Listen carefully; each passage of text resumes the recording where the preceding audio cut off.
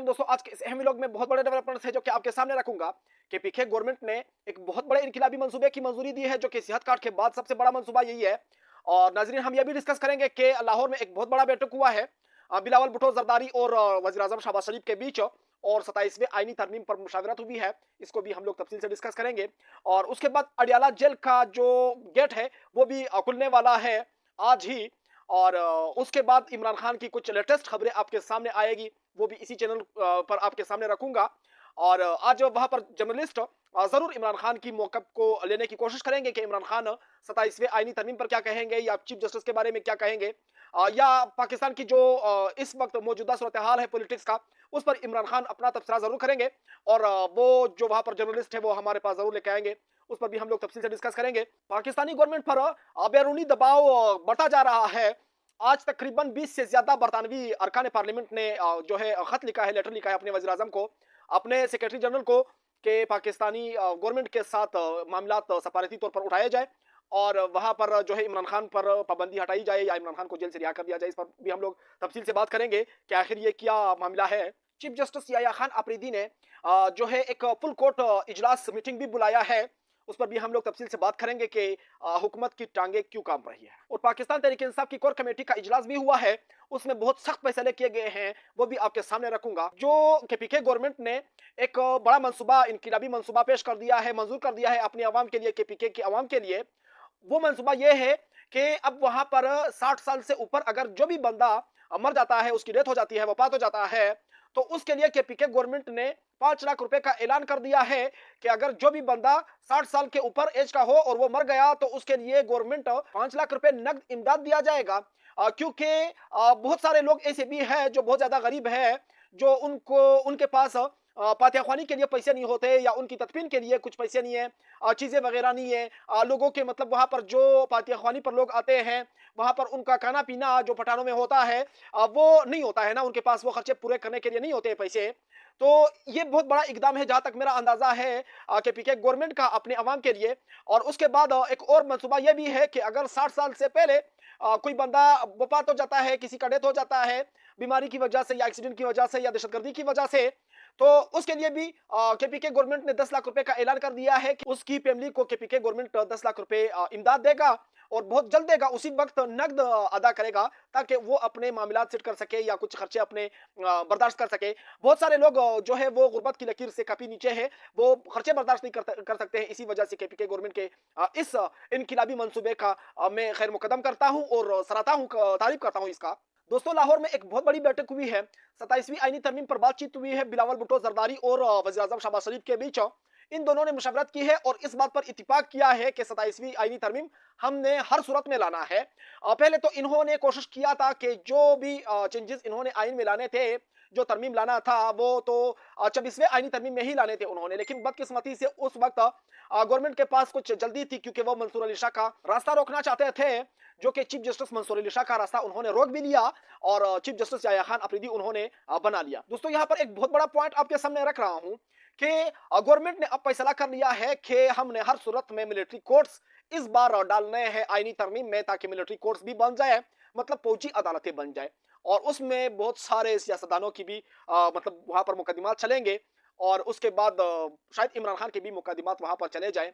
इस बात का अंदाजा मुझे नहीं है कि इमरान खान के मुकदमात वहां पर चलेंगे भी या नहीं चलेंगे, लेकिन फिलहाल गवर्नमेंट ने यह फैसला कर लिया है कि हमने आईनी तरमीम हर सूरत में लाना है। 27वीं आईनी तरमीम, उसमें क्या क्या होगा ये तो अभी कुछ भी पता नहीं चल सकता है, क्योंकि गवर्नमेंट अपने अरकान को भी नहीं बताती है, और ये पता नहीं कि ये आईनी तरमीम कहां पर बनता है और ये किसका रास्ता रोकना चाहते हैं।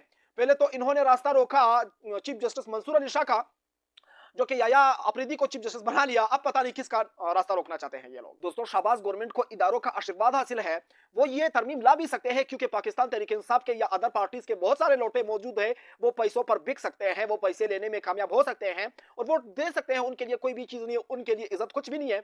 और एक जो है आदिल बाइज़ाई जैसे लीडर भी सामने आ चुके हैं, जो कि बहुत गैरती लोग भी हैं, और बहुत मतलब जहां तक मेरा अंदाजा है इन्होंने गैरत दिखाई है और ये एक बहादुर लीडर भी सामने आ सकते हैं, बहादुर लीडर भी साबित हो सकते हैं पाकिस्तान तहरीक इंसाफ के लिए। अब माशाल्लाह पाकिस्तान तहरीक इंसाफ बहुत ज़्यादा फ़िल्टर हो चुका है और उसमें जो एजेंसियों के साथ मिले हुए थे या जो बिक सकते थे, जो पैसों के ख्वाहिशमंद लोग थे, वो अब पाकिस्तान तहरीक इंसाफ से अक्सर निकल चुके हैं। कुछ लोग अगर सिस्टम में हैं जासूसी करने के लिए, वो तो पाकिस्तान तहरीक इंसाफ को खुद भी कोशिश करना चाहिए, उनको निकलना चाहिए। दोस्तों, गवर्नमेंट ने तो खुशी से चीफ जस्टिस याह्या खान अफरीदी को चीफ जस्टिस बना दिया।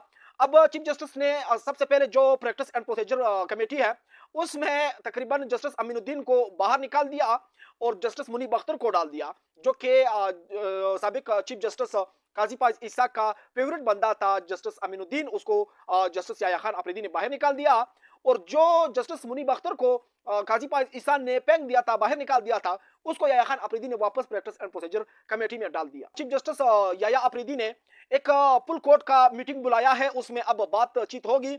उसमें अब उन्होंने तय करना है कि जो एजेंसियों की तरफ से अदलिया पर दबाव है, प्रेशर है, उसको कैसे हैंडल किया जाएगा और या फिर जो सुप्रीम कोर्ट के फैसलों पर अमल दरामद नहीं होता है, जो काजी पाज ईसा ने बिल्कुल भी टेंशन नहीं लिया और उनके साथ अच्छा गेम खेला इलेक्शन कमीशन के साथ और इलेक्शन कमीशन ने बहुत देर कर दी इन चीज़ों को।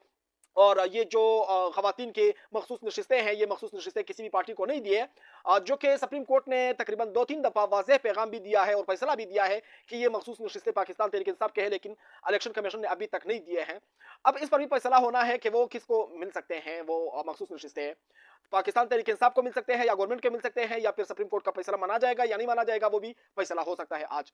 और दोस्तों, आप लोगों को एक और चीज़ बता दूं कि गवर्नमेंट के काम पे टांग चुकी है, क्योंकि गवर्नमेंट ने पहले समझ लिया था कि चीफ जस्टिस याह्या अफरीदी हमारे कानून पे चलेंगे, हमारी बातों पे चलेंगे या जो हम बोलेंगे वो करेंगे, लेकिन उन्होंने हुकूमत के उम्मीदों के बरअक्स उन्होंने कुछ कदम उठाए हैं। अभी देखते हैं कल जो एलामिया जारी किया जाएगा सुप्रीम कोर्ट के फुल कोर्ट मीटिंग का, उसका भी पता चल जाएगा कि आखिर उसमें क्या बात होगी, क्या बयानिया वो आगे शेयर करते हैं सुप्रीम कोर्ट की तरफ से।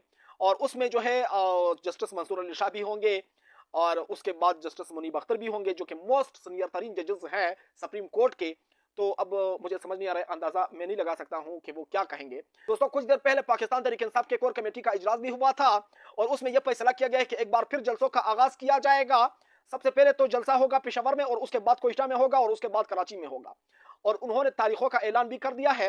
इंशाल्लाह बहुत जल्द नेक्स्ट वीडियो में आपको बताऊंगा कि कब कौन सी तारीख पर किस शहर में जलसा होगा। और दोस्तों, एक और चीज आपके सामने रखूं कि पाकिस्तान तहरीक इंसाफ ने अब फैसला कर लिया है कि हमने एहतजाज और जलसे जुलूसों के जरिए गवर्नमेंट पर दबाव डालना है और इमरान खान की रिहाई में किरदार अदा करना है। और एक तरफ जो है जुल्फी बुखारी साहब है, जो कि उन्होंने सरदार की बाजी लगाई हुई है पाकिस्तान तहरीक इंसाफ के चेयरमैन इमरान खान के लिए, बाहर मुल्कों में वहां पर लॉबिंग कर रहे हैं। यकीन मानो कि जो कल नहीं परसों आप सबने देखी होगी, जो अमेरिकी सेनेटर्स ने लेटर लिखा था जो बाइडन इंतजामिया को, आज जो है बरतानिया के अरकान पार्लियामेंट ने भी एक खत लिखा है अपने सेक्रेटरी जनरल को कि इमरान खान को जेल से बाहर निकलने के लिए दबाव बढ़ाया जाए पाकिस्तानी गवर्नमेंट पर और एस्टेब्लिशमेंट पर। और उनके साथ बल्कि अमेरिका के सेनेटर्स ने जो है उन्होंने तो ये कहा था कि पाकिस्तानी फौज पर पाबंदी लगा दी जाए क्योंकि वो सियासत में मुदाखलत करते हैं। दोस्तों, 25 दिन के बाद इमरान खान पर वो पाबंदी आज हट जाएगी कि इमरान खान किसी से मुलाकात नहीं कर सकेंगे। इमरान खान के लिए मुलाकातों का सिलसिला एक बार फिर शुरू हो जाएगा। 3 अक्टूबर को इमरान खान की पेशी हुई थी 190 मिलियन पाउंड केस में और उसके बाद 4 अक्टूबर को गवर्नमेंट ने पाकिस्तान तहरीक इंसाफ इमरान खान के जो है मुलाकातों पर पाबंदी लगाई कि यहाँ पर दहशतगर्दी के खदशात है, इसी वजह से उन्होंने पाबंदी लगाई। हालांकि वो पाबंदी इसलिए लगाई थी कि अब वो जो उन्होंने 26वीं आईनी तरमीम करनी थी पर हुक्मरानों ने इमरान खान पर पाबंदी लगाई कि इमरान खान कोई बयान दाग देगा या फिर इमरान खान 26वीं आईनी तरमीम के जरिए कोई साजिश कर देगा, ये हमारा 26वीं आईनी तरमीम अगर नहीं हुआ तो फिर इस्टेब्लिशमेंट हमें डांटेगी। तो इस वजह से उन्होंने पाकिस्तान तहरीक इंसाफ के चेयरमैन इमरान खान पर पाबंदी लगाई थी। तो दोस्तों, आज के लिए इतना ही। अब अगर वीडियो पसंद आई हो तो वीडियो को लाइक करो और चैनल को सब्सक्राइब करो। मैं चलता हूँ, इंशाल्लाह नेक्स्ट वीडियो मिलूंगा अगर जिंदगी रही। अल्लाह हाफिज।